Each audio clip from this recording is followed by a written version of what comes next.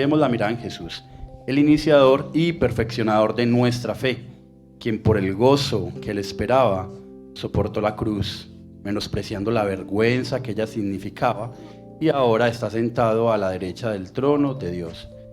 Así pues, consideren aquel que perseveró frente a tanta oposición por parte de los pecadores, para que no se cansen ni pierdan el ánimo.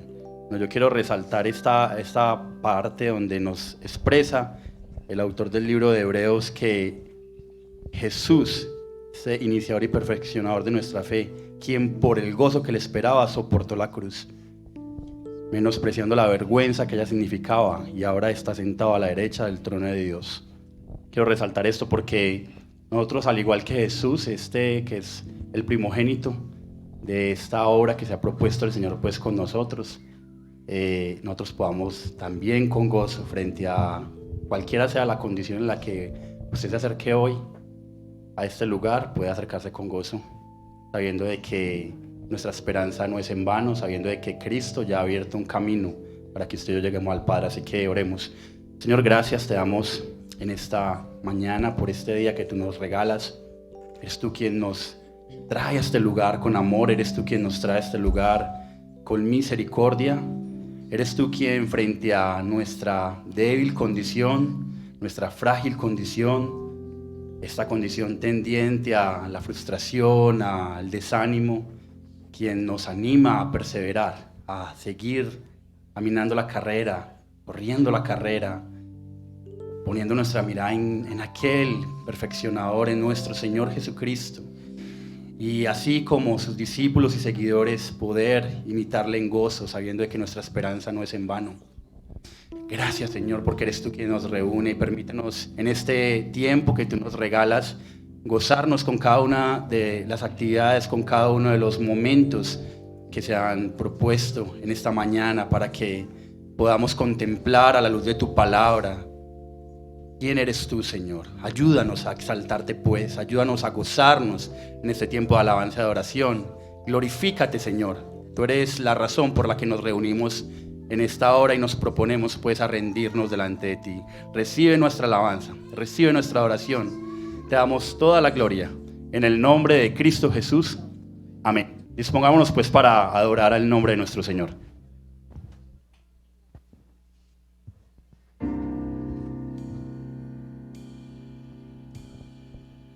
Sublime gracia del Señor, que a mí, pecador, salvó.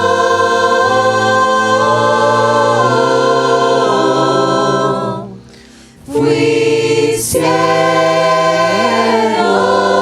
mas hoy veo yo, perdido, y Él me halló.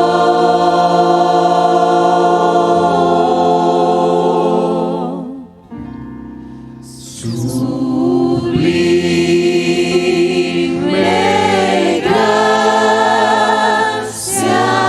del Señor, que a mí, pecador, salvó.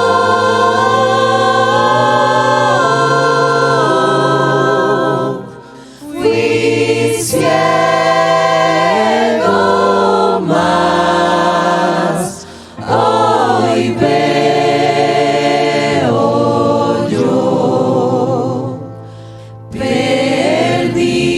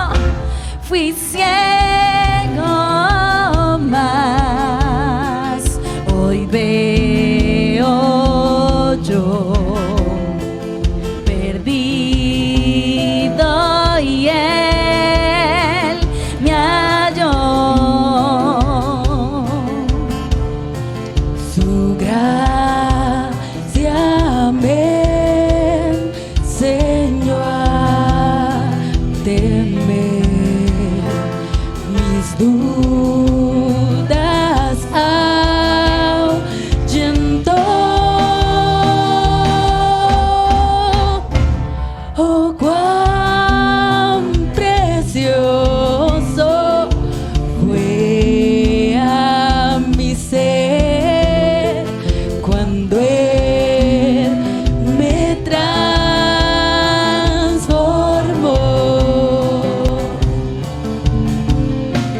En los peligros y aflicción que yo he tenido aquí, su gracia siempre me libró y me hará feliz. Y cuando venció por siglos mi brillando es Él, cual sol, yo cantaré por siempre allí su amor que me salvó, su amor que me salvó, su amor que me salvó.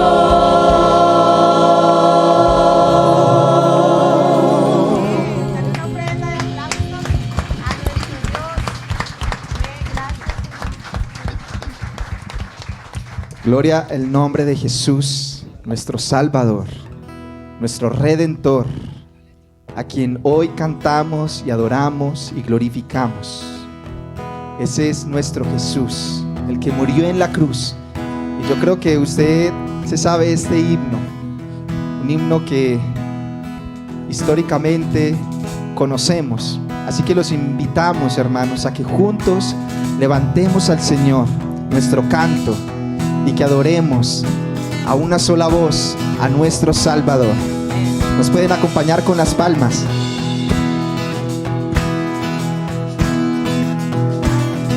Y cantemos juntos y digamos al Señor: En la cruz, yo primero vi la luz y las manchas de mi alma yo lavé. Fue allí por fe, yo vi a Jesús y siempre feliz con Él seré.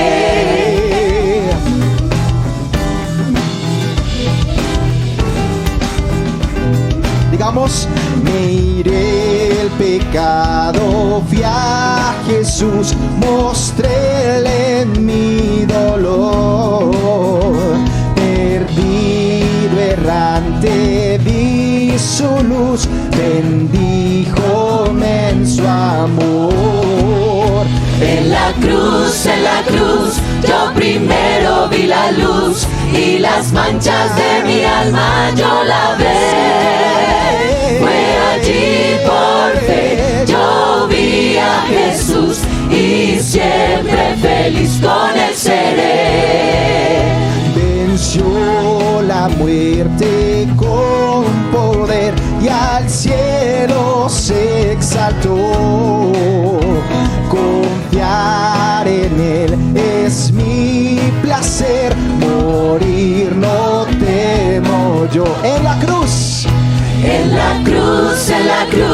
yo primero vi la luz y las manchas de mi alma yo lavé. Fue allí por fe, yo vi a Jesús y siempre feliz con Él seré. aunque Él se fue, solo no estoy, mando al Consolador, Divino Espíritu que hoy me da perfecto amor. En la cruz, yo primero vi la luz y las manchas de mi alma yo lavé. Fue allí por fe, yo vi a Jesús y siempre feliz con él seré. En la cruz, yo primero vi la luz y las manchas de mi alma yo lavé. Fue allí por fe, yo vi a Jesús y siempre feliz con él seré.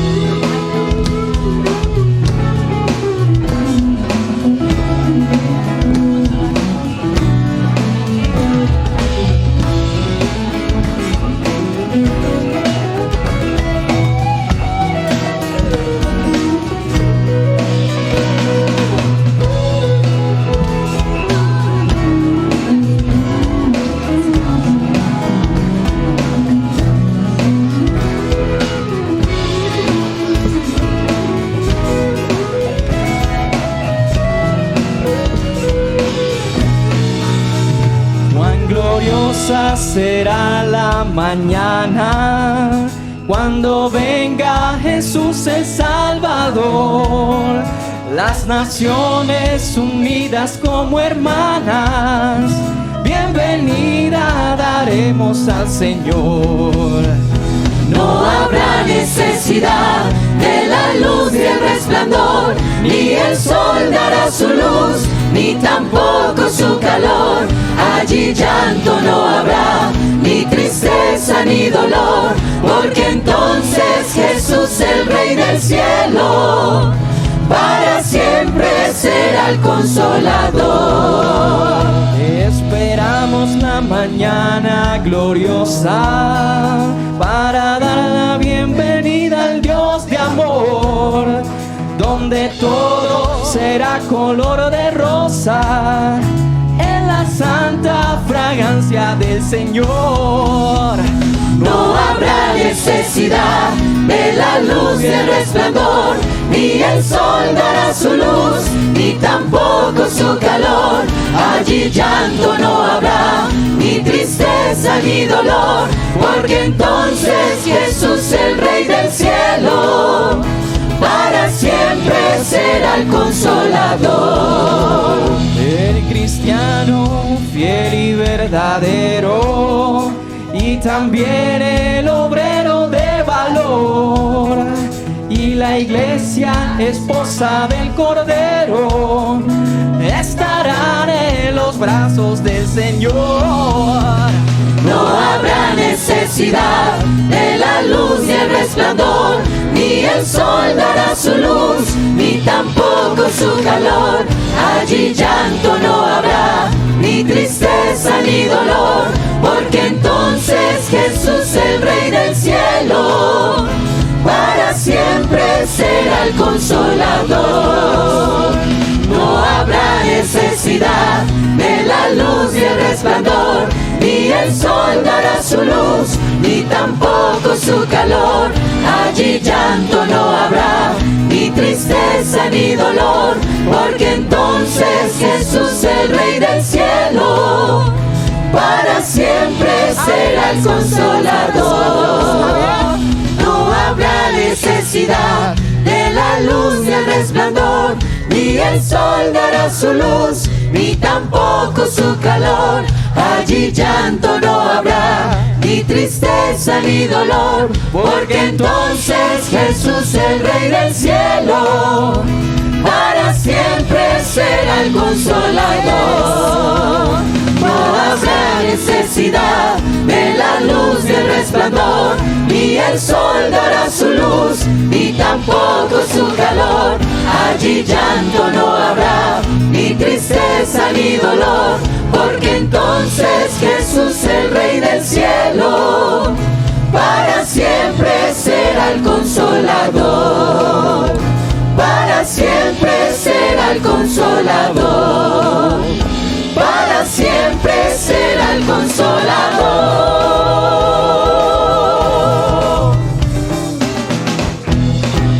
Amén. Amén. Tomando el texto de esta mañana en Hebreos capítulo 12, en el versículo 2 nos dice de la siguiente manera: fijemos la mirada en Jesús, el iniciador y perfeccionador de nuestra fe, quien por el gozo que le esperaba soportó la cruz, menospreciando la vergüenza que ella significaba, y ahora está sentado a la derecha del trono de Dios. Y en esta mañana confesamos como iglesia,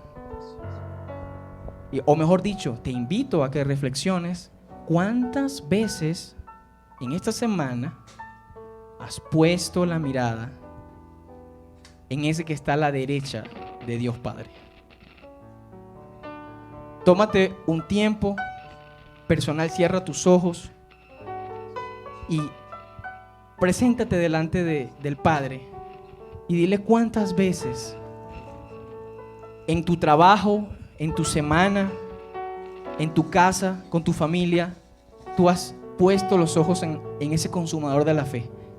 Tú has puesto los ojos en ese que tomó tu lugar en la cruz del Calvario y llevó todo el precio y toda la paga de nuestro pecado. Oremos. Amado Padre Celestial, venimos delante de tu presencia, Señor, primero pidiendo que examines nuestro corazón, Señor, como lo hacía David. Examina mi corazón, porque muchas veces pongo la mirada fuera de ti, en las cosas del mundo. Pongo la mirada en las cosas creadas y no en el Creador. Te ruego, Señor, en esta mañana, que tengas misericordia, Señor, de tu pueblo, que nos perdones y santifícanos, Señor, en tu palabra, para que todos los días podamos poner nuestra mirada en nuestro Señor Jesucristo, el autor, el consumador de la fe, el mediador que está a la derecha del Padre, el cual intercede por nosotros, no como un ruego, sino porque Él venció a la muerte en la cruz. Gracias, Señor. En Cristo Jesús oramos por tu Espíritu Santo. Amén.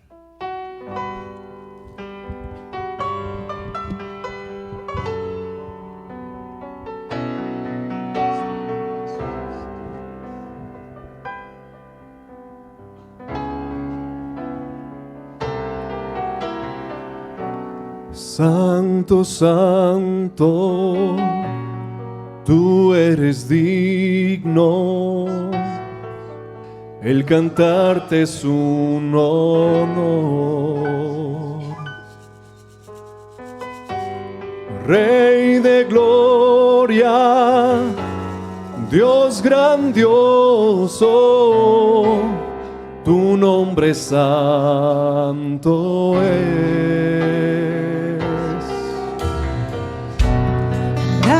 Naciones y el universo fueron hechos por tu voz.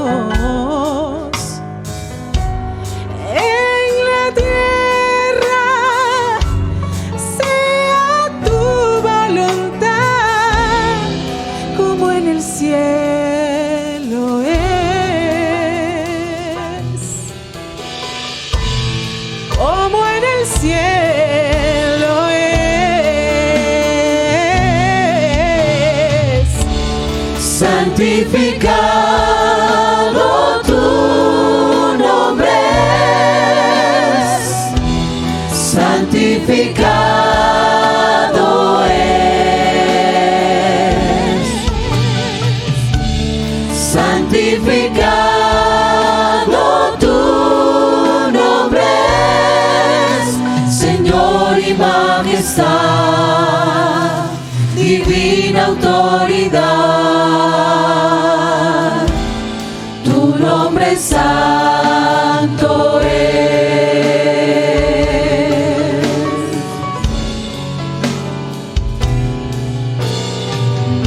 Santo, santo, tú eres digno, Señor, y le cantarte un honor.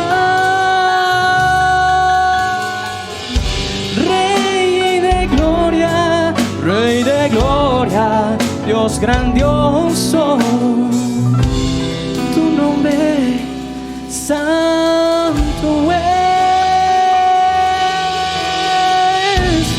Tu nombre santo es.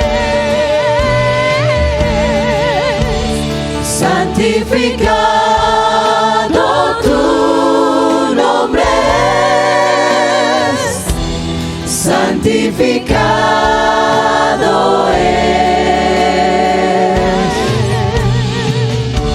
Santificado tu nombre es, Señor y majestad, divina autoridad. Tu nombre santo es. Santificado tu nombre es. Santificado es. Santificado tu nombre es, Señor y majestad, divina autoridad. Tu nombre santo es. Tu nombre santo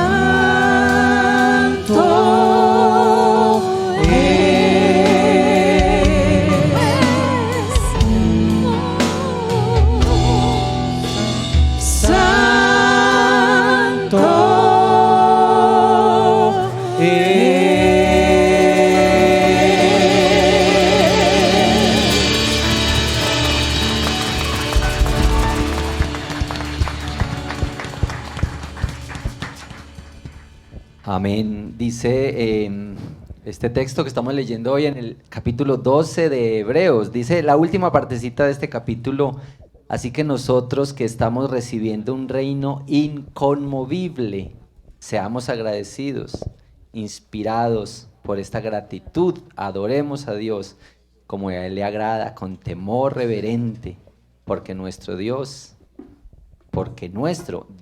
es fuego consumidor. Bueno, gracias al Señor. Tome por favor su lugar un momento, porque vamos a tener enseguida nuestro tiempo de oración pastoral.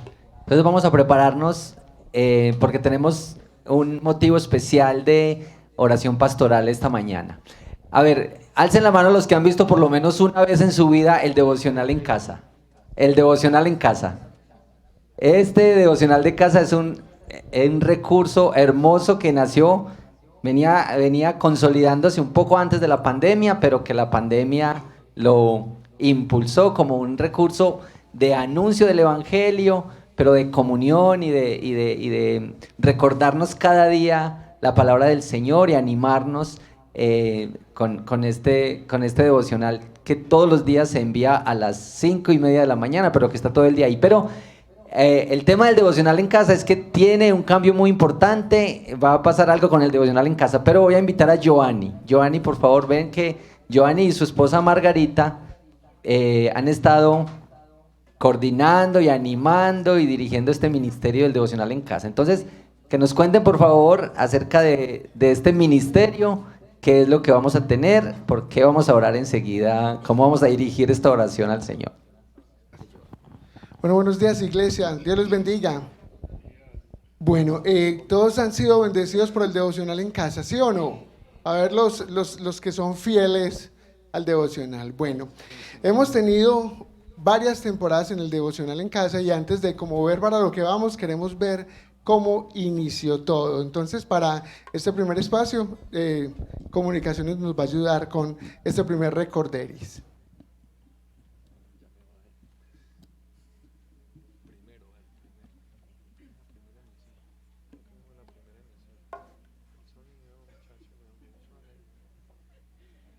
Bueno, ahí lo estamos viendo.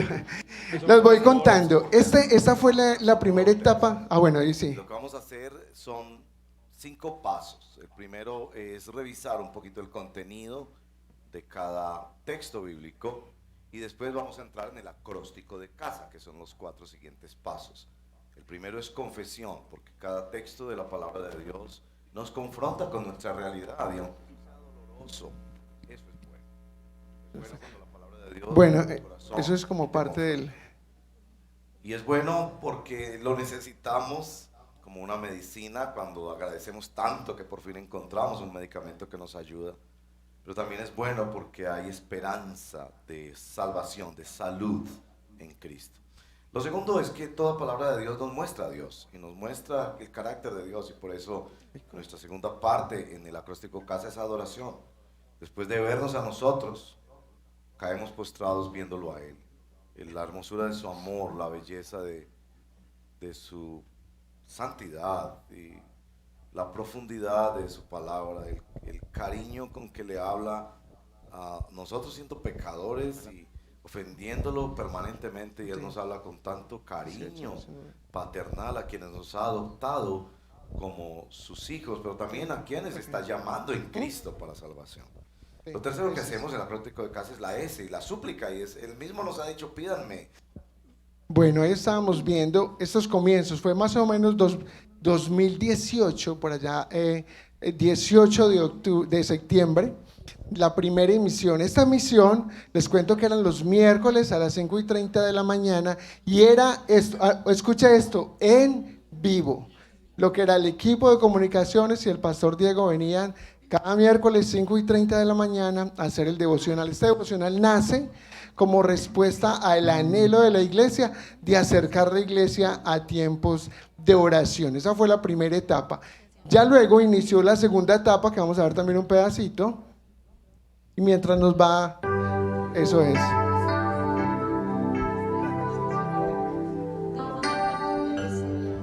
Este es tu devocional en casa, una oportunidad para leer y orar con la palabra de Dios. Saludos. En el 2019 empezamos a emitir el devocional. Bueno, hay una pequeña falla técnica. Entonces, en ese segundo momento teníamos la iglesia hablándole a la iglesia. El primer momento era los miércoles, luego pasó a que ya lo hacíamos todos los días y la iglesia hablándole a la iglesia.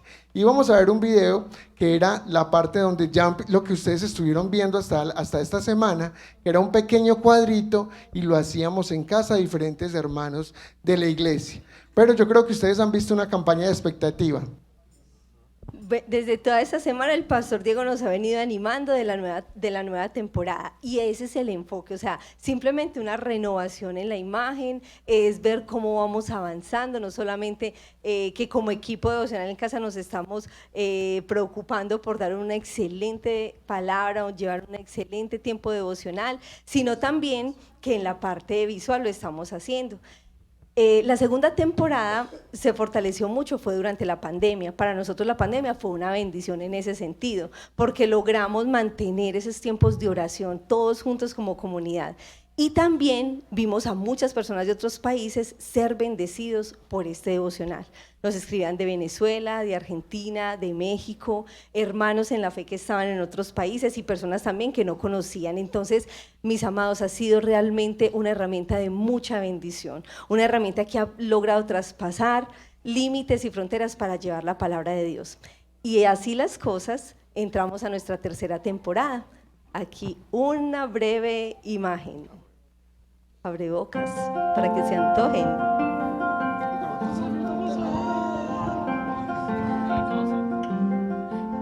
Como un pueblo que camina en la historia de la redención por senderos, valles y montañas diferentes, descubrimos que Dios nos llama con su amor y nos cubre con su gracia inmerecida.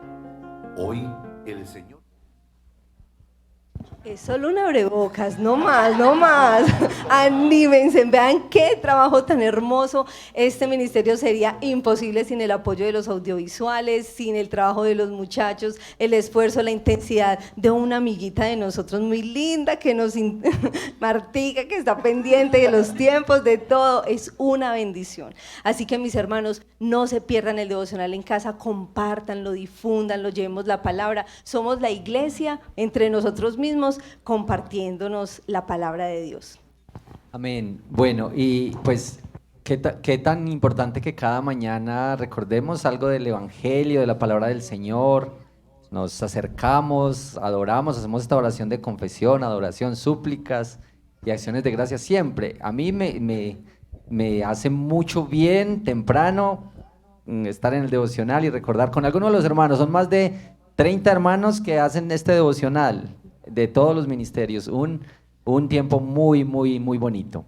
Bueno, esta es nuestra oración pastoral. Unámonos en esta gratitud al Señor por este ministerio y que pueda seguir glorificándolo y sirviendo a la iglesia. Señor, estamos delante de ti, adorándote juntos esta mañana como iglesia con estos cánticos tan hermosos y también estamos dándote gracias por este recurso, este ministerio que nos has permitido ver, vivir y compartir, que es el devocional en casa.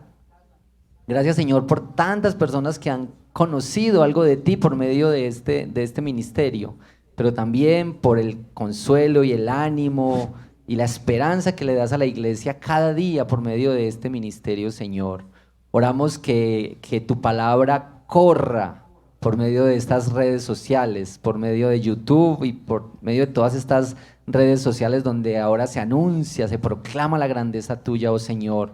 Oramos para que nos des también a nosotros la disciplina para participar, para conectarnos, para compartir esto y saber que otros también pueden escuchar y ser atraídos hacia ti por medio de este recurso que con tanto amor preparan todos estos hermanos, todo este equipo de trabajo de nuestra iglesia local para beneficio de la ciudad y del país y hacia afuera, y especialmente para la gloria tuya, Señor. Oramos que tu nombre sea glorificado en nosotros, en medio de nosotros, y que tu nombre sea anunciado para la gloria de tu nombre, para la salvación de más y más personas. Te lo pedimos, Señor, y oramos en gratitud y en adoración. Amén. Amén. Bueno, muchas gracias a Margarita y Joanny por este servicio de amor a la iglesia.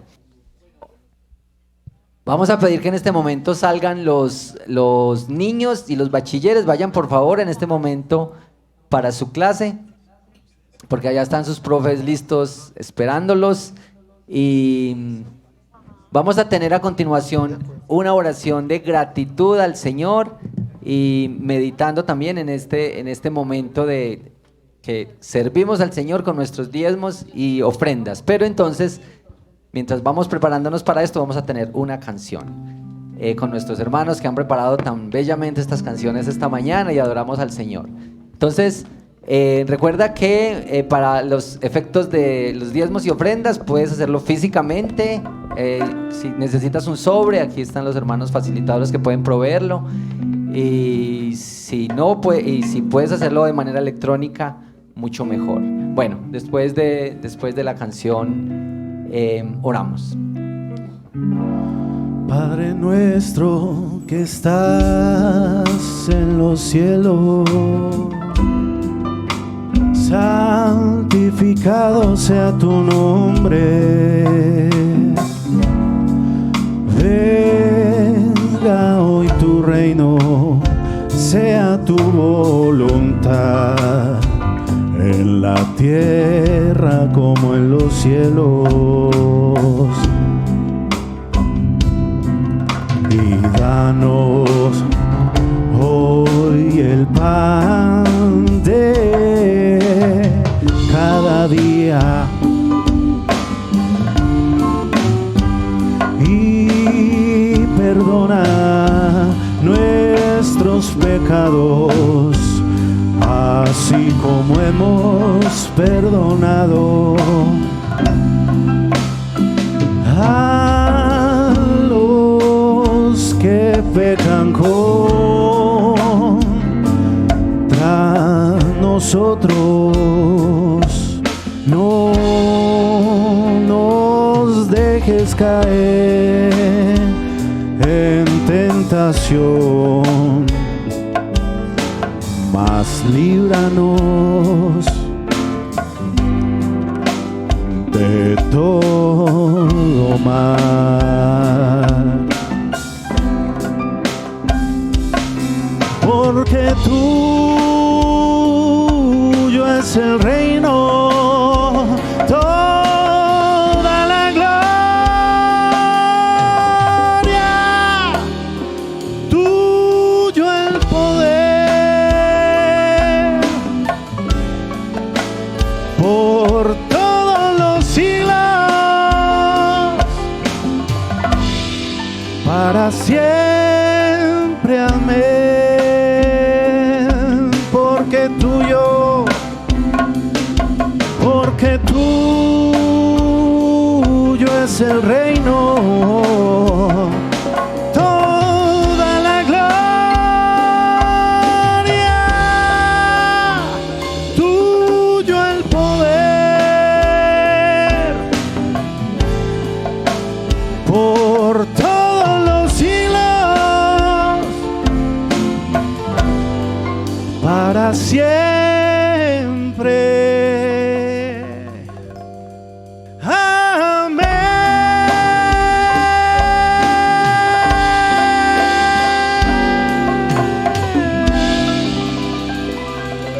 Amén.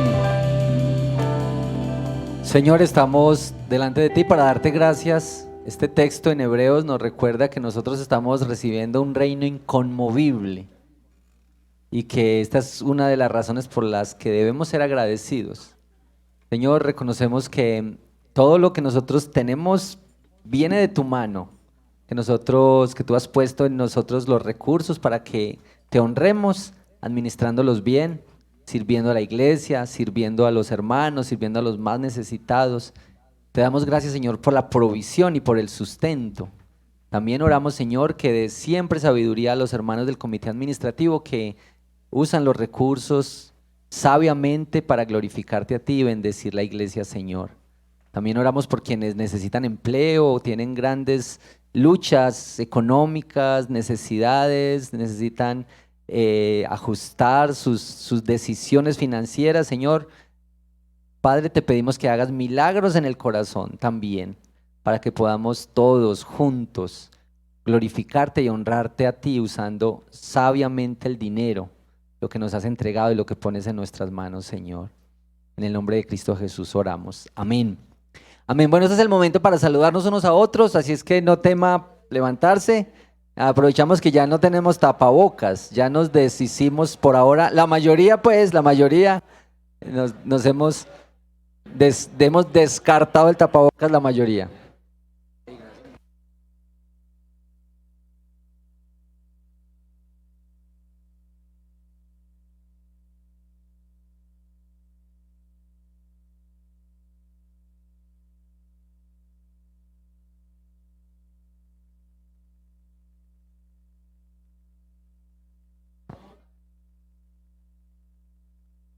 Bueno, ya casi llega el momento de la predicación de la palabra del Señor que esperamos con tantas ganas siempre el domingo.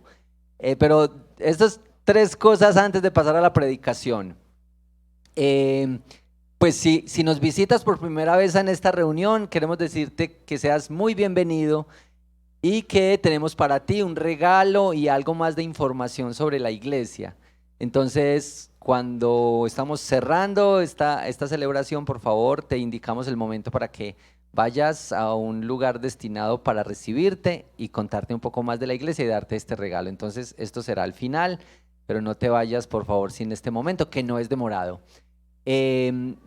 Vamos solamente a decir estos dos anuncios o 2 cosas para recordar esta semana. Nosotros estamos haciendo una vez al mes un sábado en la tarde de algo que nosotros llamamos Ágape.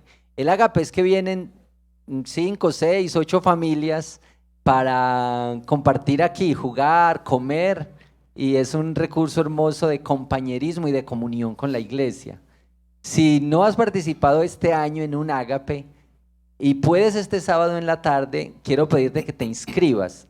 Al finalizar esta reunión en el centro de información, inscríbete y separa el tiempo, márcalo en tu agenda para que el sábado a las 2 de la tarde vengas aquí por 1 hora y media, 2, para conocer a otros hermanos, comer juntos y compartir. Si no lo has hecho, te lo recomiendo. Es un tiempo muy bonito de comunión con nuestros hermanos.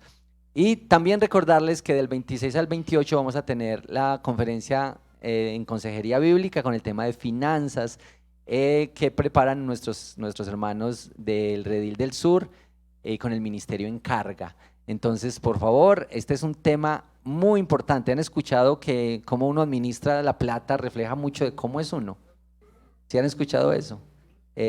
Yo creo que eso en buena medida tiene razón, que uno sí debe aprender cada día a administrar bien sus recursos, administrar las finanzas. Y este es un tiempo, será un tiempo con personas que han estudiado en la palabra del Señor este entendimiento de cómo administrar sabiamente y honrar al Señor con nuestras finanzas. Bueno, entonces, por favor, también tengan información ahí en el centro de información este día.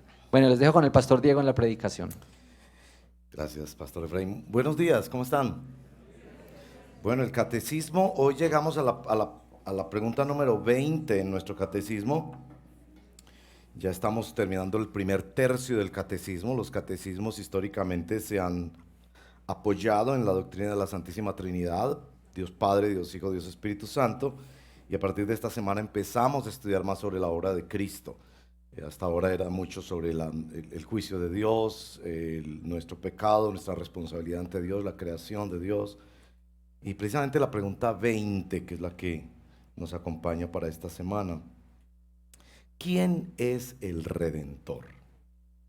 El único Redentor es el Señor Jesucristo, el Hijo eterno de Dios, en quien Dios se hizo hombre y cargó con la culpa del pecado sobre sí mismo.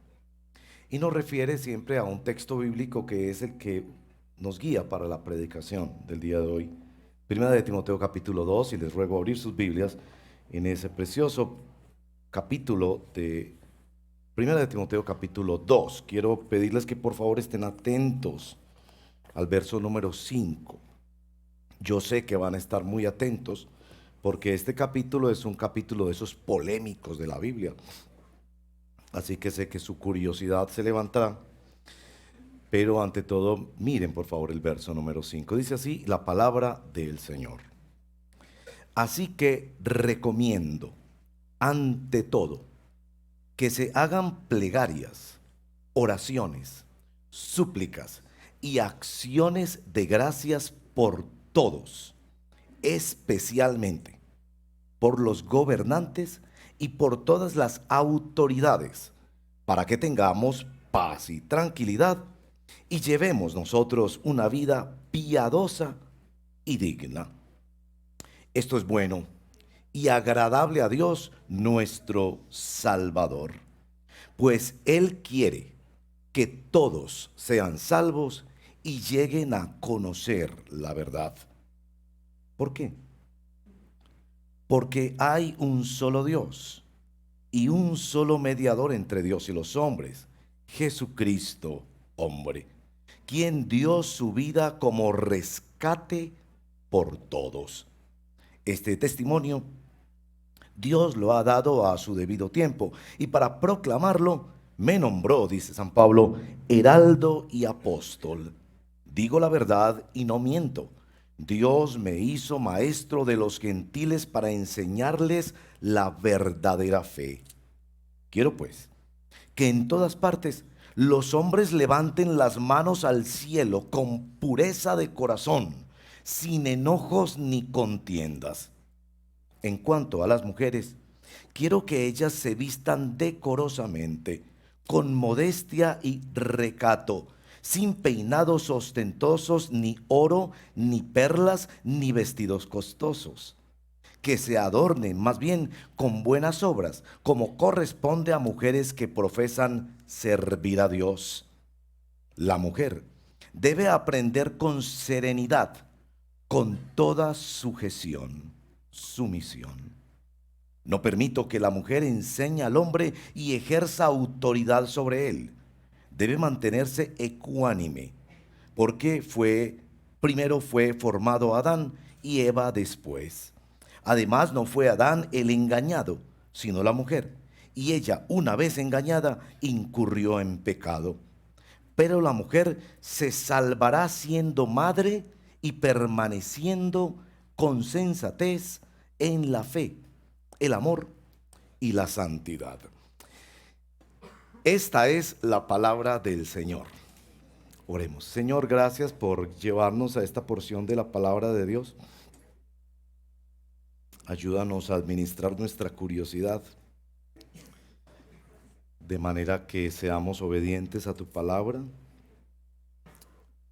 Necesitamos que nuestros corazones sean pastoreados por la palabra de Dios.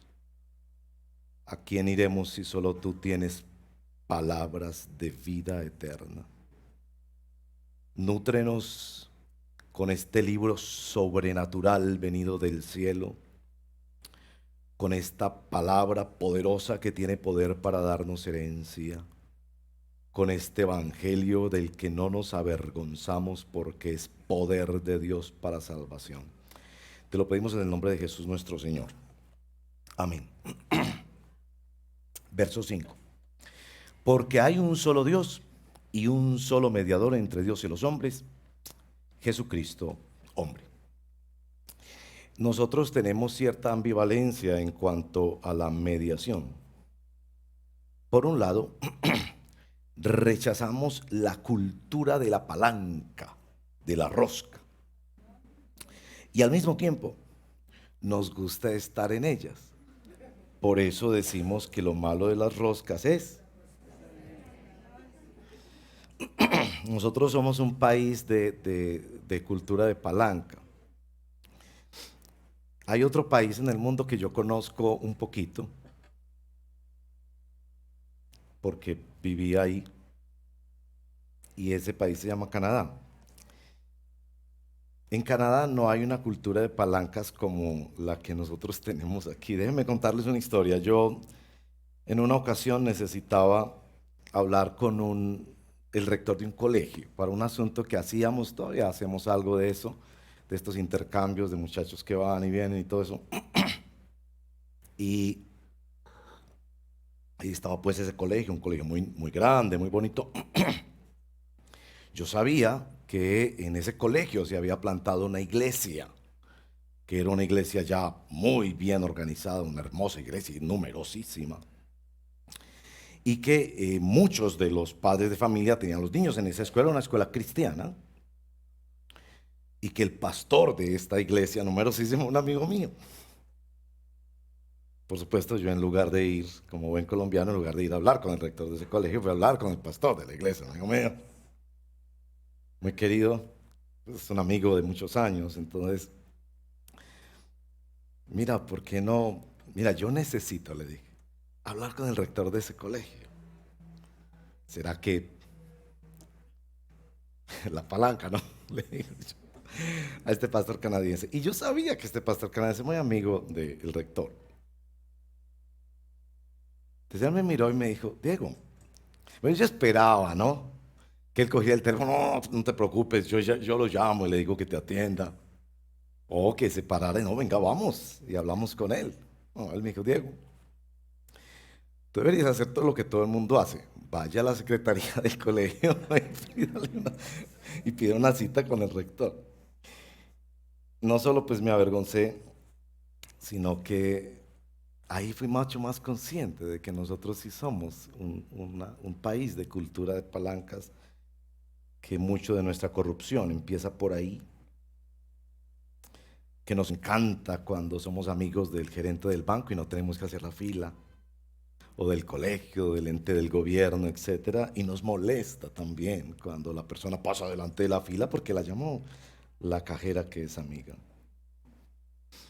Cuando leemos aquí en 1 de Timoteo 2:5, se nos entrega esta descripción del Señor Jesucristo. Él es el mediador. Y que necesitamos un mediador. Es decir, que de entrada nos está diciendo la Escritura hoy que no está bien que usted pretenda acercarse a Dios sin un mediador. Dame una palanca y moveré al mundo. Tú necesitas un mediador. Es peligrosísima esa idea de pensar que yo creo en Dios y que me puedo acercar a Dios. Te estarías acercando a una idea falsa de Dios, imaginada por tu propia mente. Pero también te estarías acercando con consecuencias desastrosas, porque a Dios nadie le vio jamás, solo el unigénito del Padre lo ha dado a conocer, porque Él ha dicho: yo soy el camino, la verdad y la vida. Nadie viene al Padre sino a través de este que se nos presenta como el árbitro imparcial, el intermediario, el intercesor, el componedor. Bueno, lo que vamos a hacer con este capítulo, dos cosas. La primera, nos vamos a concentrar más bien rápidamente en la necesidad de un mediador. Y yo quiero que estés muy atento, porque este repaso del Evangelio, que cada vez que nos reunimos y cada vez que abrimos la Escritura, hemos de repasar el Evangelio para profundizarlo y para que nuestro corazón sea ensanchado con la gloria y la magnificencia del Evangelio de Dios. Bueno, lo segundo que vamos a hacer es mirar las implicaciones de tener un mediador. Porque todas esas curiosidades que a ustedes les generó la lectura del texto, si estuvieron atentos, pasan específicamente por ese verso 5, que claramente está en el corazón del capítulo, diciendo: porque hay un solo Dios y un solo mediador. Bueno, la necesidad de un mediador. Necesitamos un mediador por tres razones, y nuestro texto lo dice claramente, verso 5. Porque hay un solo Dios. Este es un eco de otro texto paulino en Gálatas capítulo 3, verso 20, que indica que Dios es uno solo y que Dios ha tomado la iniciativa de esa mediación, y que esa mediación implica que hay dos partidos en esa mediación, pero necesitamos que ese mediador sea Dios, para que pueda satisfacer la justicia de Dios, las demandas de Dios, para que pueda conocer el lenguaje de Dios, para que pueda acercarnos al verdadero Dios. Porque cuando en nuestro mismo texto habla de la fe verdadera, está implicando que hay fe falsa. Tenga mucho cuidado, porque es posible que usted tiene una fe falsa en Dios. Usted necesita un mediador. En segundo lugar, es preciso, nuestro texto dice, que ese mediador sea un hombre, Jesucristo hombre, para que entienda nuestra tragedia, para que conozca nuestro corazón y para que nos pueda representar. Y en tercer lugar, dice nuestro texto, que ese mediador, ya en el verso 6, ha ofrecido un rescate, de donde viene en nuestro catecismo hoy la palabra redentor, que haga algo extraordinario que nosotros no podemos hacer ante la imposibilidad de nuestra naturaleza corrupta y de nuestra enemistad intrínseca con Dios. Ese rescate resulta ser posible solo a través del único mediador. Bueno, hasta ahí el repaso del Evangelio. Casi que podríamos decir, ya terminamos la prédica de hoy. Pero ustedes siguen con curiosidad. Y esto me hace hacer como un pequeño paréntesis sobre cómo escuchar una predicación. Usted debe recibir la palabra de Dios como la palabra sobrenatural de Dios, pero también debe recibirla con las implicaciones que tiene la palabra de Dios. Si usted escucha la palabra de Dios solo para hacer el chulito de cumplir o de complacer a la esposa que lo trae a la iglesia, o a la mamá que lo trae a la iglesia, encontrará esto bastante aburrido. Pero si escucha esta palabra del Evangelio como quien quiere salvar su alma, encontrará esto tan atractivo como un niño que contempla un helado. Yo espero que sea así. Por eso vamos a nuestro segundo punto. Llegué muy rápido al segundo punto. Miren que no siempre me demoro tanto en la introducción. Bueno, las implicaciones de un mediador. Hay 3 implicaciones. Todas 3 tienen que ver con la autoridad. ¿Se dieron cuenta? Esto se llama en la teología reformada, particularmente del gran teólogo y estadista holandés Abraham Kuyper, las esferas de la soberanía social. A mí me encanta hablar de ese tema. Las esferas de la soberanía social. Cómo Dios gobierna y hace responsable al ser humano en los asuntos de sus relaciones. En primer lugar, con el Estado, es decir, con la sociedad organizada en entes territoriales, hoy en día que llamamos estados. Cómo el ser humano se relaciona y debe obedecer la palabra de Dios en lo social y en la estructura esencial de la sociedad, que es la familia. Y cómo el creyente debe relacionarse y someterse a la autoridad de Dios en la nueva sociedad, esto es, en la familia de Dios, en la iglesia.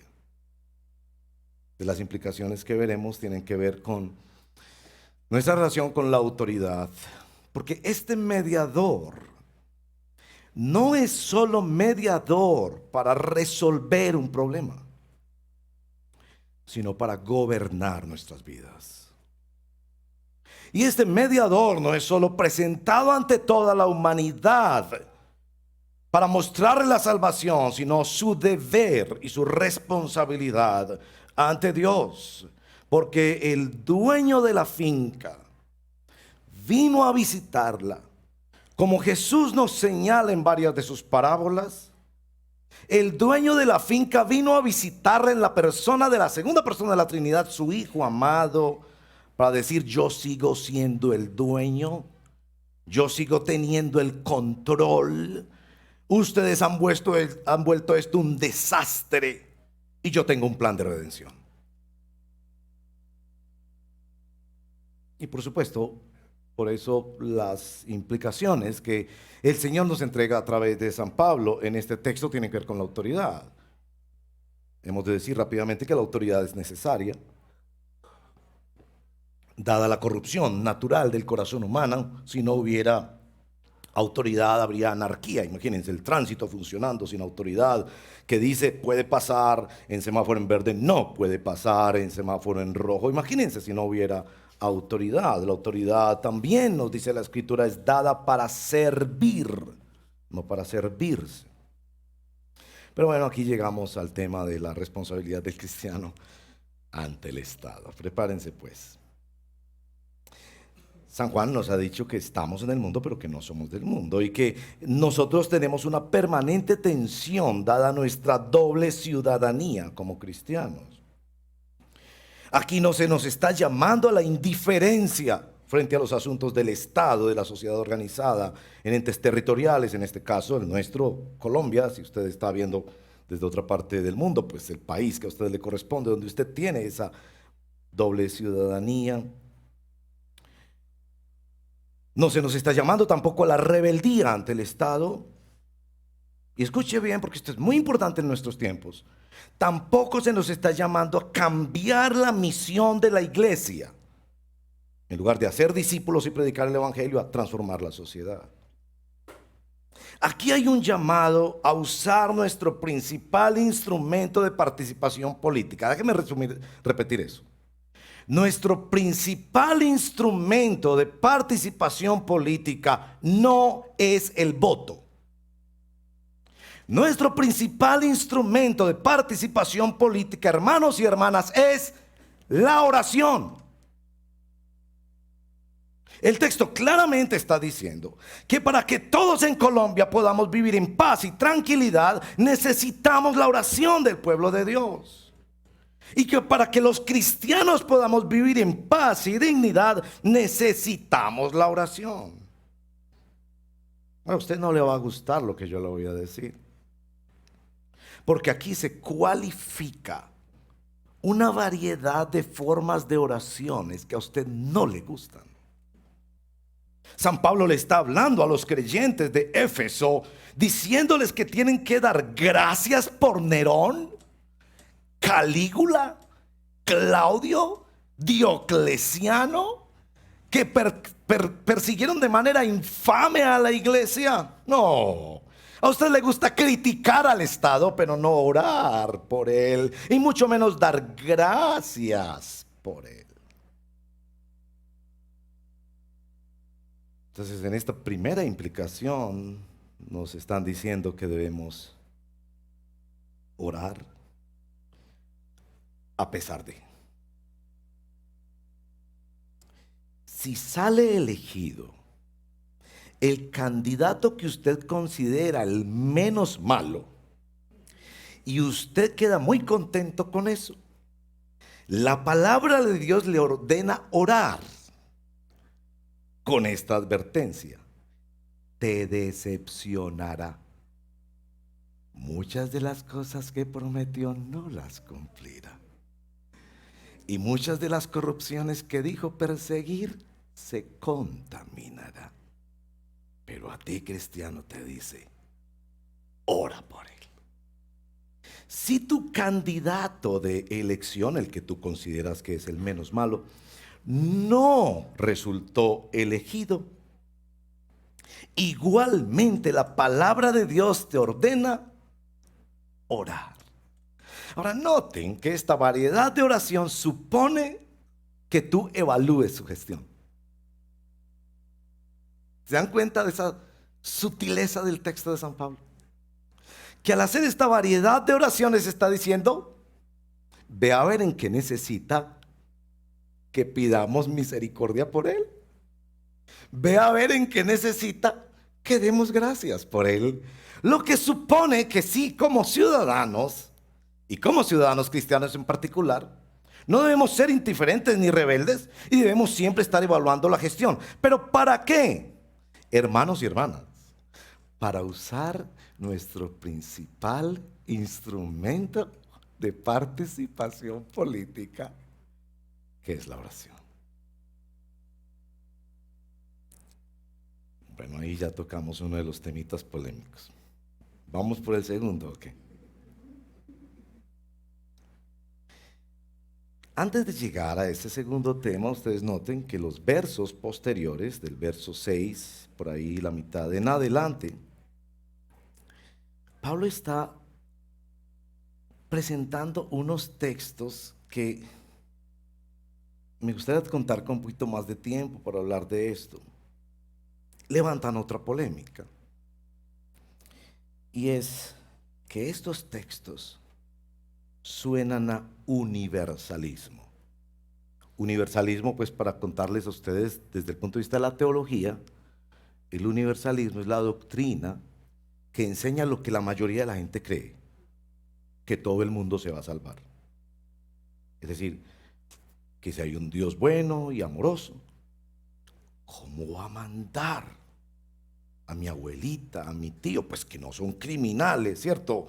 Son personas más o menos ahí, pero pues tampoco para tanto, ¿cierto? Eso se llama universalismo. Sí. Y usted lo practica mucho, porque cuando usted sube a un ascensor y ese ascensor está como muy lleno, y hay una señora, se abre el ascensor y una señora esperando el ascensor, usted hace campito y dice: venga que usted cabe. ¿Cómo? Si vamos a caber todos en el cielo. Y precisamente es porque el texto usa estas expresiones como todos. ¿Lo leyeron o no? Dio su vida, verso 6, en rescate por todos. Da la impresión de que Dios va a salvarlos a todos. Los universalistas con mucha frecuencia citan este texto. Tal vez usted no se dio cuenta porque a usted le interesó más lo del vestido de la mujer, ¿no? Que no se ponga peinados ni oro. Empezó a esconder la manillita y todo ahí. O eso de que la mujer no le enseña. Eso yo sé que le llamó más la atención. Pero en la teología, este verso es muy citado por los universalistas, así que me parece muy importante aclararles los dos asuntos. Los dos asuntos en que se yerra con este texto es en el asunto de la salvación y en el asunto de la voluntad de Dios. Permítame solo mostrarle unos textos en el mismo libro de Timoteo para mostrar que el tema de la salvación y el tema de todos no necesariamente significa que incluyen a todos y a cada uno, y que la salvación en las Escrituras se usa indistintamente a veces con mayor precisión, en describir no solo el acto de la salvación eterna, sino también el acto de la protección de Dios. Capítulo 1, verso 15 de Primera de Timoteo. Este es el mensaje, digno de crédito y merece ser aceptado por todos. Este es un repaso que Pablo hace del Evangelio. Recuerde que él vive repasando el Evangelio. Que Cristo Jesús vino al mundo a salvar a los pecadores, de los cuales yo soy el primero. Capítulo 2, verso 4, el verso que estamos considerando, es que Él quiere que todos sean salvos. El verso 15 de nuestro texto que hemos leído dice que la mujer se salvará siendo madre.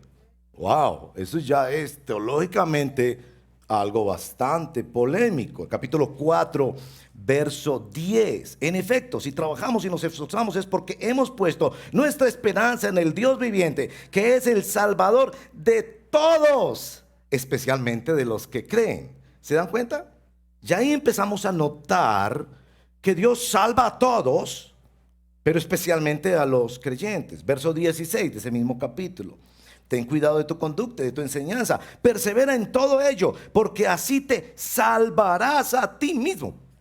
Pablo le está diciendo a Timoteo que Timoteo se salva a sí mismo. Y no solo a sí mismo, sino que Timoteo salvará a los que lo escuchen. Por favor, explíqueme. Bueno, la explicación en estos mismos textos se ve que cuando Pablo usa la palabra salvación, a veces se refiere específicamente a la salvación eterna y otras veces se refiere a un aspecto de la salvación, que puede ser la santificación progresiva, puede ser una protección especial, que en este caso Timoteo se salvará de ser un mal predicador y salvará a su congregación de ser llevada por las falsas enseñanzas y corrientes como en nuestra época, si enseña adecuadamente la palabra. Bueno, después viene el texto de todos, y yo pienso que ahí pues les dejaría de tarea a ustedes que miren un estudio gramatical de la palabra todo. Se darán cuenta que la palabra todo nunca quiere decir todo. Por ejemplo, en el capítulo 4, verso 6, Pablo habla de que todos los alimentos son consumibles. Todos los alimentos son consumibles, todas las cosas que Dios ha creado. Y evidentemente se está refiriendo a todo aquello que se debe consumir, se puede consumir con acción de gracias. En el capítulo 4 de segunda de Timoteo, él dice, todos me abandonaron. ¿Todos lo abandonaron? ¿Toda la humanidad lo abandonó? No, él se refiere a los que están cercanos a él. En otra ocasión dijo, todos los de Asia me abandonaron. ¿Todos los ciudadanos de Asia lo abandonaron? No. Todos los que estaban cercanos a él, o eran creyentes, o eran sus colaboradores, o específicamente quienes en lugar de eso debieron haberlo ayudado. Entonces, cuando dice aquí la mujer se salvará engendrando hijos, evidentemente no está contradiciendo la doctrina soteriológica de la salvación, que somos salvos solamente por la obra de Cristo. No está diciendo que la mujer se salvará haciendo la buena obra, excelente obra de ser madre. Eso dejaría por fuera a los hombres y dejaría por fuera a las mujeres que no tienen hijos. La segunda cosa en la que el universalismo comete errores en la voluntad de Dios. Pero perdónenme que sé que es bastante teológico, pero quisiera como picar su curiosidad en estos asuntos. Los teólogos en la historia nos han informado que la voluntad de Dios se debe entender en 3 dimensiones. La voluntad prescriptiva de Dios, como los 10 mandamientos, Dios dice, no matarás. Esa voluntad evidentemente no se está cumpliendo, ni en este momento de la historia, ni en ningún momento de la historia. Los seres humanos han sido rebeldes a esa prescripción de Dios. Es lo que Dios quiere, pero el ser humano no lo está obedeciendo y es culpable por eso. La voluntad prescriptiva, que Dios ordena algo, esa es su voluntad. Segunda dimensión de la voluntad es la voluntad decretada. Es esa voluntad que, si bien la primera nosotros la conocemos y la desobedecemos, la segunda, la decretada, nosotros no la conocemos y tenemos que aceptarla como es. ¿Cuándo moriremos? ¿Cuándo naceremos? ¿Cuándo vendrá el Señor Jesucristo? Es lo que Dios quiere y lo que Él ha decretado, y ocurrirá porque Él es Dios soberano. La voluntad de la que nos habla este pasaje cuando dice que Dios quiere que todos sean salvos es la voluntad dispositiva. La voluntad en el sentido de la inclinación de Dios, que Él no se goza con el sufrimiento humano ni con la perdición de una parte de la humanidad. Ahí debemos citar Ezequiel capítulo 33, versos 10 y 11. Hijo de hombre, diles a los israelitas, ustedes dicen, nuestras rebeliones y nuestros pecados pesan sobre nosotros y nos estamos consumiendo en vida. ¿Cómo podremos vivir? Y el Señor le ordena al profeta, diles, tan cierto como que yo vivo, afirma el Señor omnipotente, que no me alegro con la muerte del malvado, sino que se convierta de su mala conducta y viva. Conviértate, pueblo de Israel, conviértete de tu mala conducta y perversa conducta. ¿Por qué habrás de morir? Entonces es claro por la Escritura que hay una voluntad de Dios dispositiva. Y a eso se refiere este texto cuando el texto dice, Él quiere que todos los seres humanos sean salvos, porque evidentemente no todos los seres humanos son salvos si consideramos la debilidad del argumento del universalismo. En primer lugar, su debilidad descansa en que niega los textos de la Biblia donde el Señor claramente ha hecho distinción entre creyentes, incrédulos, ovejas y cabras, salvos y condenados. A una Judas lo llama el hijo de la perdición. Está equivocada esa doctrina del universalismo porque rechaza la justicia de Dios. ¿Usted cree que va a llegar al cielo y va a encontrar esos personajes que murieron en flagrante desobediencia a Dios, hicieron crímenes de lesa humanidad y vivieron rechazando la misericordia de Dios ofrecida en Cristo?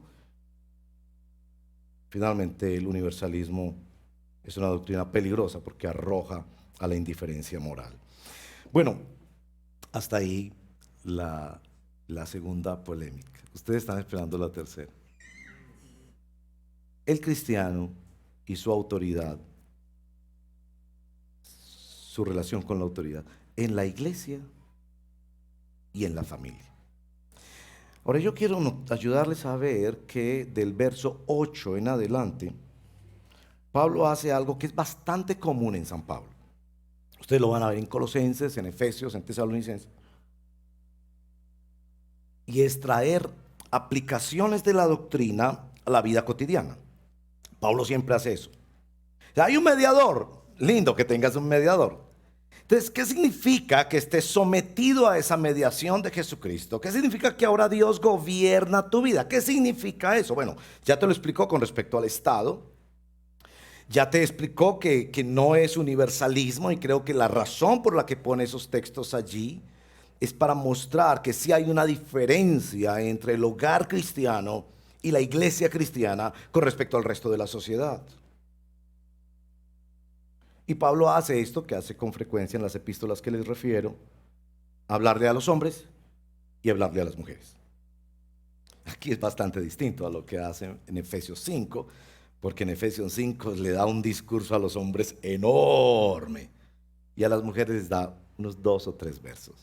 Aquí es al revés. A los hombres les da solamente el verso 8. Y a las mujeres, prepárense mujeres, les da del verso 9 al verso 15. ¡Qué generosidad la de San Pablo! Pero noten por favor el verso 8 para los hombres. Levantar en todo lugar, en todas partes, manos al cielo con pureza de corazón, sin enojos ni contiendas. Bueno, yo me he esforzado en interpretar ese texto. Me pareció muy breve, Pero creo que San Pablo está de nuevo allí tocando el asunto de la autoridad. Creo que en ese verso nos da sopa y seco. Creo que se refiere al liderazgo del varón en el hogar y en la iglesia. Creo que se refiere a la oración del varón en el hogar y en la iglesia.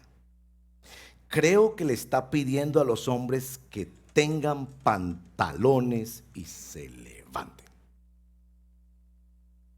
Yo recuerdo tan vívidamente, siendo un niño, mi papá. Ustedes saben que cuando uno es niño, ve a su papá como su héroe, no, y uno piensa que él tiene todo poder y todo eso. Y entonces ahí yo no recuerdo bien las condiciones de aquella escena, pero un señor aparentemente estaba loco, y empezó a arrojar piedras sobre las ventanas de nuestra modesta casa, y parecía que quería entrarse y todo eso. Y recuerdo mi papá nos escondió de como una mesa así como escondido para que no nos cayeran las piedras, en aquella pequeñita casa. Y él salió machete en mano a enfrentar el... Afortunadamente no hubo heridos en la escena. Hombre, levántate. La santidad no es un asunto de tu esposa, es un asunto tuyo. La pureza de tu hogar, la disciplina de los hijos, el cuidado en el manejo del tiempo y en el uso del dinero no son un asunto de las mujeres, de los hombres. Y evidentemente está diciendo que esa autoridad se debe usar de tal manera que no produzca enojos ni contiendas. Miren que ya eso es enorme. ¿Cómo dirijo mi hogar para que en mi hogar no haya resentimientos y enojos? ¿Cómo dirijo mi hogar para que no haya rivalidades ni contiendas? Eso habla de justicia, de un liderazgo íntegro, de carácter que protege el hogar y que tiene autoridad para amar y para servir. ¿Y usted qué pensaba? Pues que aquí con darle un versito solamente San Pablo está, ay no. Bien, pero ustedes quieren llegar al verso 9 en adelante, ¿cierto? La palabra clave para entender el asunto de la mujer en este texto está en Efesios 2, en 1 Timoteo 2, verso 12. Es una de estas palabras de muy difícil interpretación en el Nuevo Testamento. Los técnicos usan un término así todo estilizado para describir estas palabras que aparecen una sola vez en la Biblia. Entonces no hay forma de entenderla con el principio más importante de interpretación bíblica, que es que la Biblia se interpreta a sí misma. Entonces no tenemos mucho de dónde agarrarnos. Por eso ustedes van a ver en las diferentes traducciones que el verso 12 se usa de muchas formas, pero sí se sabe, uno, que tiene que ver con autoridad.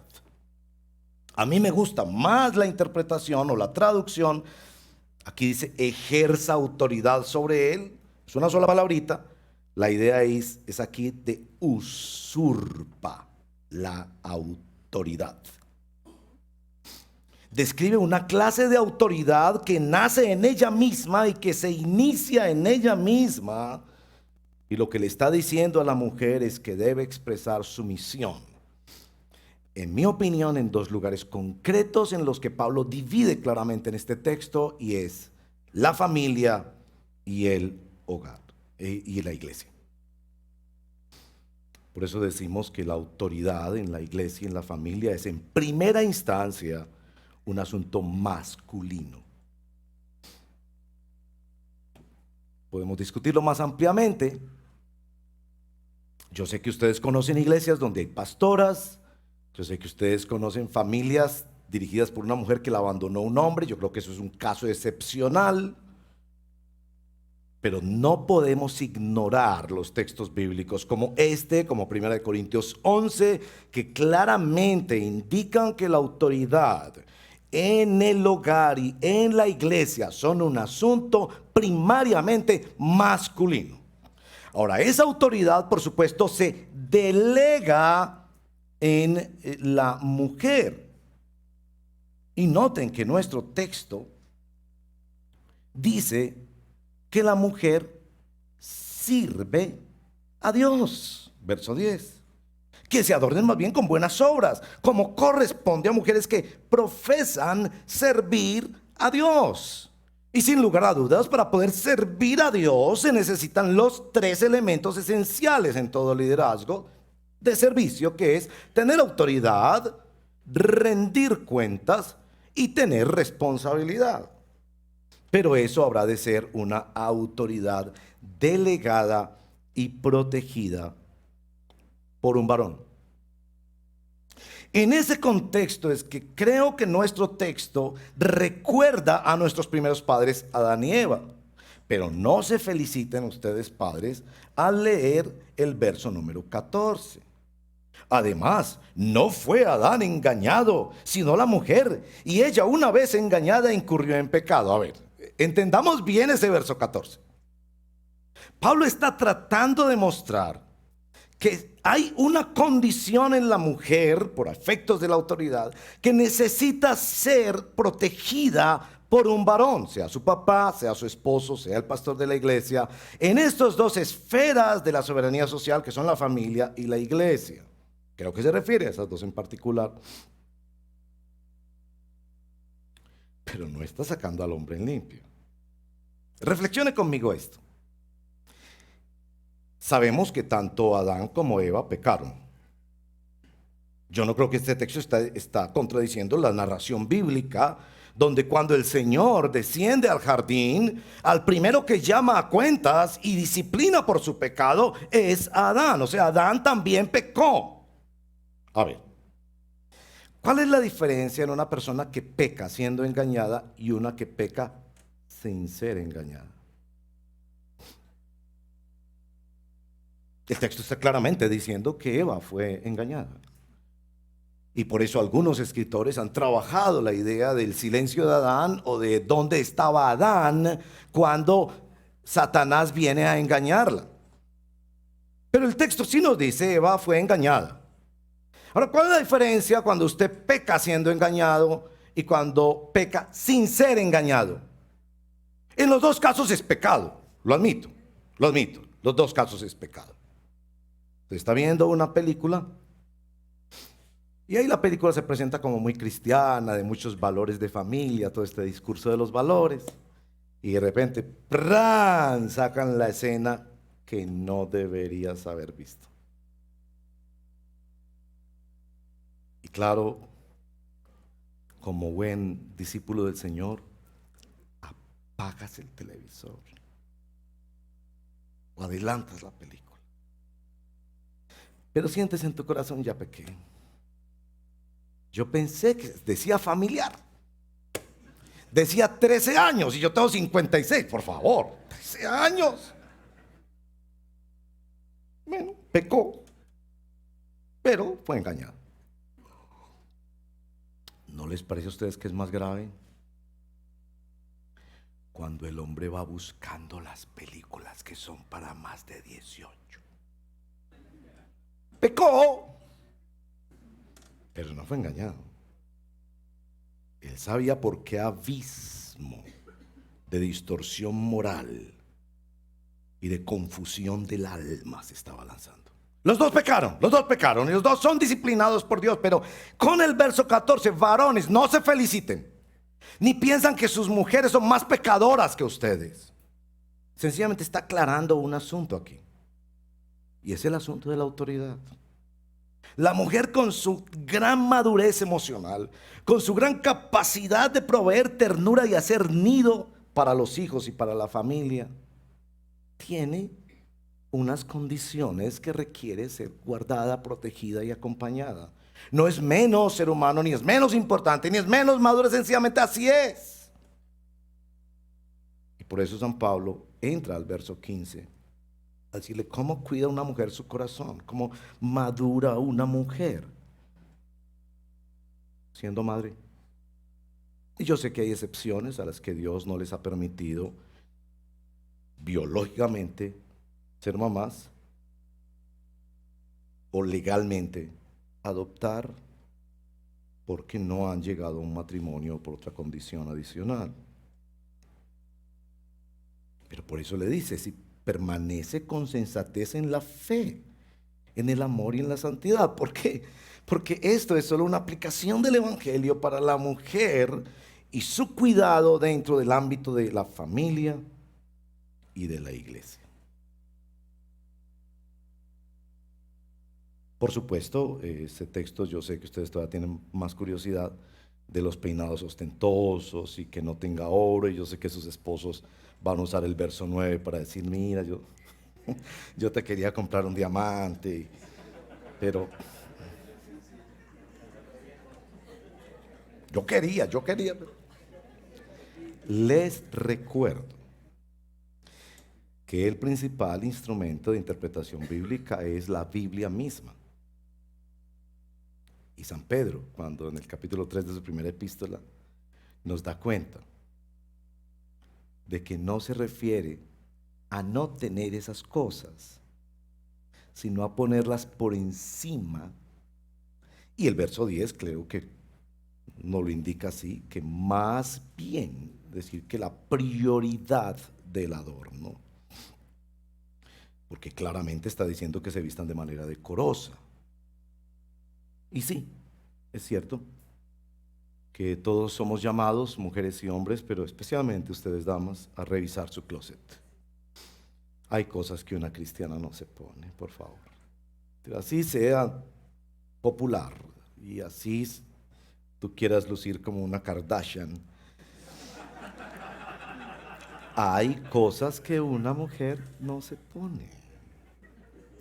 ¿Y saben quiénes son los más responsables de esos? Los esposos. Yo digo con vergüenza, ¿por qué no le da suficiente dignidad, amor, recursos para que se compre ropa decorosa y hermosa, que ponga un marco de referencia a la hermosura y la belleza que hay en la mujer? Cuando es tu responsabilidad asegurar eso para ella, porque tú eres la primera autoridad de tu casa.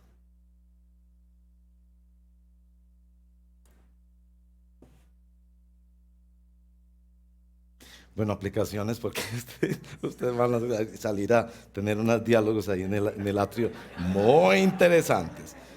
Bueno, aplicaciones. Primero, aquí hay un llamado a decirte, hombre y mujer, necesitas un mediador. Esto aplica para ti que todavía no has recibido en tu corazón la gracia de Dios por el poder del Evangelio de nuestro Señor Jesucristo. Tú necesitas un mediador. No te consueles con esa idea vaga de que yo creo en Dios. ¿Creo en Dios? ¿Los demonios creen en Dios? Necesitas un mediador. Habrás de ver a la persona del Señor Jesucristo como tu vicario, tu reemplazo, tu Señor. Cristiano, tú necesitas un mediador. Es leyendo las páginas del Evangelio del Señor Jesucristo que aprenderé a comportarme como me debo comportar, porque así es que mi mediador conduce y gobierna mi vida. Política. Ya que tenemos un mediador soberano y suficiente, tenemos algo que el resto de Colombia no tiene, y es este instrumento de participación política que es la oración. Debemos orar por paz y tranquilidad y para que nosotros podamos vivir en piedad y dignidad cristiana. No dejemos que nos impongan como ciudadanos cristianos que lo más importante en nuestra participación política es un voto, aunque creo que deberíamos votar. Y vamos a orar evaluando la gestión de nuestros gobernantes, en lo que necesitamos pedir misericordia por ellos y en lo que debemos dar gratitud por ellos, sea que salga elegido el que yo considero que es el menos malo o el que yo considero que no es el menos malo. Porque Dios todavía es el que pone y quita reyes. A veces los pone para disciplinarnos y castigarnos. A veces los pone en su misericordia para bendecirnos. Y eso lo vamos sabiendo a lo largo de la historia. Con respecto a la iglesia y la familia, debemos decir que no debemos ignorar estos textos bíblicos. Que la limitación que se le da a la autoridad, en la autoridad de la mujer, busca asegurar y proteger no solo la institucionalidad de la iglesia y la familia, sino a las mismas mujeres y a los hijos. Y busca responsabilizar más a los varones en nuestro ejercicio de una sana paternidad y conyugalidad. Pero también hemos de afirmar que las mujeres tienen un liderazgo y un servicio en la familia de Dios y en cada familia. Un liderazgo que debe ser protegido y garantizado por los varones. Solemos decir aquí en nuestra iglesia que las damas pueden y deben cumplir con todo lo que Dios les ha dado y guiado a hacer. Lo único que queremos asegurar es que sea bajo el acompañamiento y el cuidado de un varón, sea este su esposo, su padre o el pastor. Oremos. Señor, gracias por traernos a este capítulo. No todos los capítulos son así en la Biblia, pero te agradecemos que tú nos iluminas con tu verdad. Te adoramos, nuestro intercesor. Te adoramos, nuestro mediador, Dios hecho hombre, que entregó su vida en rescate por nosotros para satisfacer la justicia y calmar la ira de Dios, que gobierna nuestras vidas con el poder de su palabra y nos enseña a vivir en sumisión a su autoridad para tener un sano ejercicio de la autoridad que nos ha delegado en la familia y en la iglesia, y una sana participación en las cosas de la sociedad en general organizada bajo el Estado. Ayúdanos y guíanos, Padre, por favor, te lo pedimos. Ayúdanos esta misma tarde a hacer aplicaciones concretas y coherentes de esto para que nuestro caminar en el Evangelio sea de hecho y en verdad. Te lo pedimos así en el nombre de nuestro Señor Jesucristo. Amén.